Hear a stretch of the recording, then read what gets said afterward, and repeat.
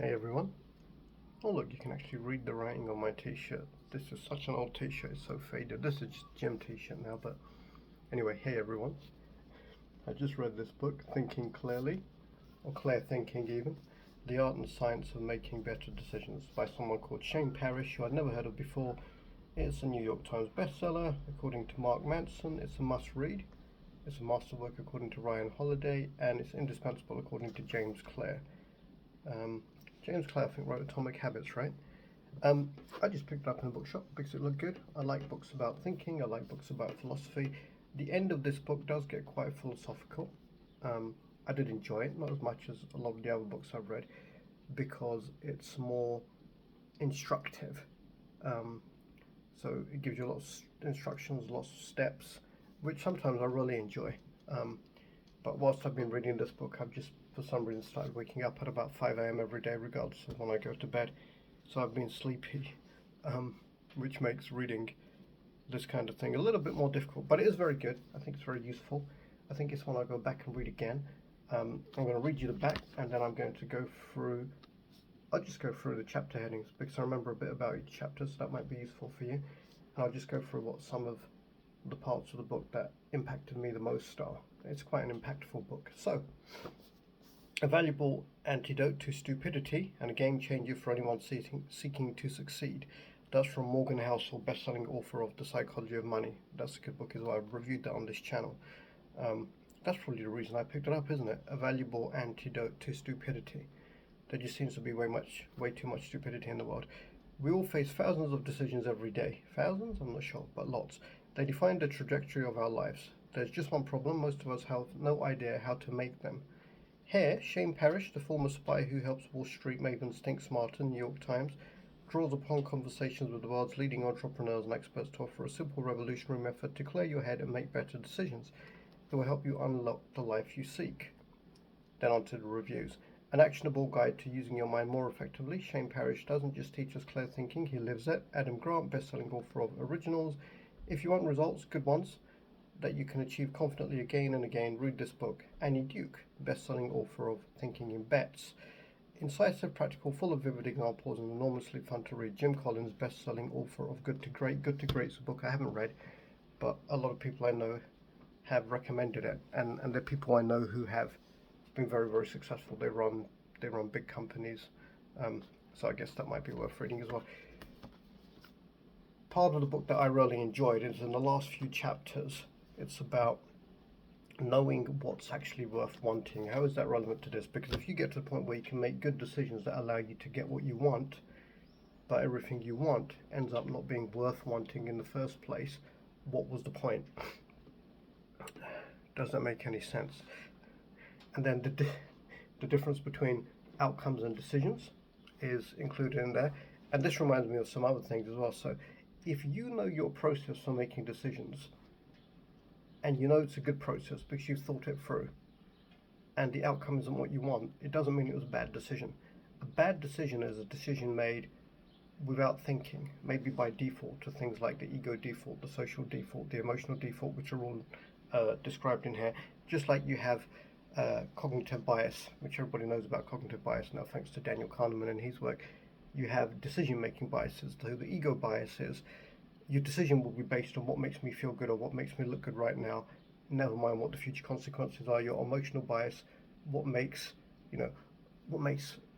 me what caters to my emotions rather than what caters to actually what matters. Now, your emotions can be a useful tool in making decisions. The social one, part of wanting to fit in, and that's the social default, because if you didn't fit in whilst our brains and our neural structures were evolving, then you were ostracized and you basically died if you're outside the group, which is why ostracism is still so powerful. And that reminds me of if you follow a good process, the outcome doesn't actually matter for each decision you make, because in the long run, a good process will get you more good decisions. But you can sometimes get lucky by making a bad decision and still getting a good outcome. The point is to know that you got lucky and it wasn't the fact that you had a good decision-making process, because if you don't know what your decision-making process is, or if your decision-making process is bad and you don't know it, then eventually you're going to lose. It's like casinos. They might have an edge of only 1%, but they make such an enormous profit in the long term. The house always wins because they've got a process where they win 1% more than when they lose. So if your decisions are a good process, then it's like having a war plan. If you make your plan whilst you're clear-headed, then in the heat of war, you'll still make good decisions because you have a plan in place. You don't need to think. It's like sports teams. They practice certain setups, certain, configurations of players again and again and again, so that when it's time to do it on the pitch, they don't need to think. They can just do it like that. It's the same way that Mike Tyson was trained. Certain numbers used to represent certain body parts, certain combinations, and then the guy who trained him would just shout those numbers out. Nobody knew what was going on, but he could do them without thinking. So have a process that works. Now let's go back to the part of the book that I thought was really good, which is towards the end. It talks a lot about death. The reason being is because when you keep in mind that eventually you're going to die, you tend to use your time better. And there's two quotes in there, one by Steve Jobs, which I might be able to find, and one by Jeff Bezos. Now, whatever you think of Jeff Bezos, obviously he's succeeded on a huge scale at something, and that's got to come down to a good decision-making process. This whole section, section 5, I guess it is, part 5, wanting what matters. Think of yourself as dead. You have lived your life. Now take what's left and live it properly, by Marcus Aurelius from his book Meditations, which has become very famous now. And this is the bit I started off talking about. Good decision making comes down to two things: knowing how to get what you want and knowing what's worth wanting. So in terms of knowing what's worth wanting, the writer Shane Parrish cites studies of basically interviews with people who are over 80, because they are really the people with the most experience in living, and probably the people with the most phronesis, or phronesis is it? The Greek word which means wisdom gained through experience, in terms of how to live a good, happy life. I lost myself there.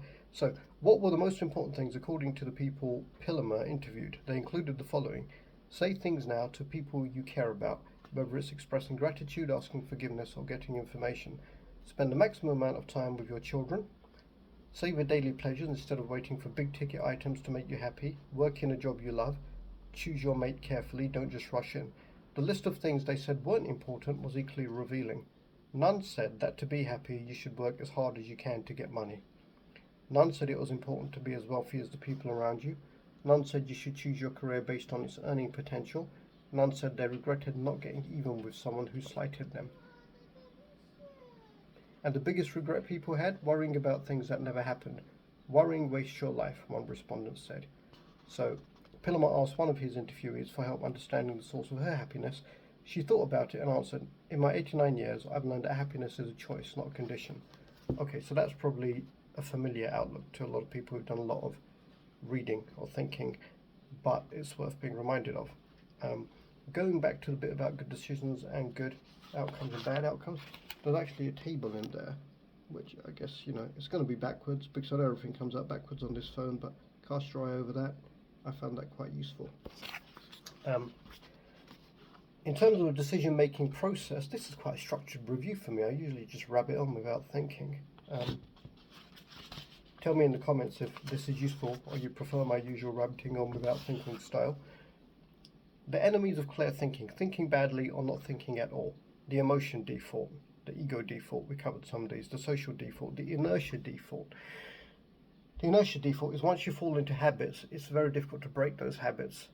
But good habits are just as hard to break as bad habits, so try and get into good habits. How do you do that? I think it's just a matter of, if you think something's worthwhile doing, get up and do it whilst you've still got the motivation, and then keep doing it whilst you haven't got the motivation. I've been walking 4.5 miles every morning for about 45 days now because I thought it was a good idea. My feet started hurting, but it's fantastic. I just kept going. I iced my feet to make it better. I've lost fat. I'm tired a lot of the time because my body just seems to crave the getting up and walking, sometimes at 5 a.m, even if I went to bed at 1. But I never think about it. I just get up and go. And then even if you're feeling terrible in the morning, maybe you're hungover, after about 10 minutes of walking, you feel really good. So I love it. I've been doing it every single morning. Default to clarity. Can't remember what that one is. Building strength, self-accountability, self-knowledge, self-control, self-confidence, strength in action, setting standards, exemplars and practice. So exemplars and practice is basically, if you know somebody who's really good at doing something and you're trying to do something similar, you can ask yourself, what would they do in this situation? The more you know about them, the better, obviously. I think it's not, what was the other book I read where somebody said that Christians who ask, what would Jesus do, seem never to realize the incredible arrogance of thinking they could understand the mind of God. I thought that was quite good. Anyway, managing weaknesses. Know your weaknesses, protecting yourself with safeguards, how to handle mistakes. So protecting yourself with safeguards is, he gives a couple of tips here. One of them is, for example, if you're trying to lose weight, then try to make your outcome the easiest thing to achieve. So maybe get rid of all the junk food in your house. Don't restock the biscuits, the chocolate, is that a string? Yeah, look at that. The alcohol and everything else. Yeah. And there's something in there called the Ulysses Pact, where Ulysses tied himself to the mast of his ship and stuffed the ears of his crew with beeswax so they couldn't hear the sirens tempting them to the island, and he couldn't influence them because it was tied to the mast. So try to make the performance of actions that are going to sabotage you very, very unlikely to happen. I'm not sure if that's the best way to explain that, and I have no idea how I'm doing on this review. So yeah, if you like it a bit more structured like that, let me know. But overall, I might give this book an 8 out of 10. I certainly think it's worth reading. I'll probably read it again when my energy is a bit more under control. I have more of it. I'm not always falling asleep. And it's useful. And that's another reason to read it again, because when something's useful, just reading it once, thinking, oh, I got it, it never seems to work. It doesn't work. You have to read it a few times, put it into practice, and then you start seeing results, and positive results. So, there you go. Clear Thinking, The Art and Science of Making Better Decisions by Parrish. Just go and buy it and read it. It's pretty good.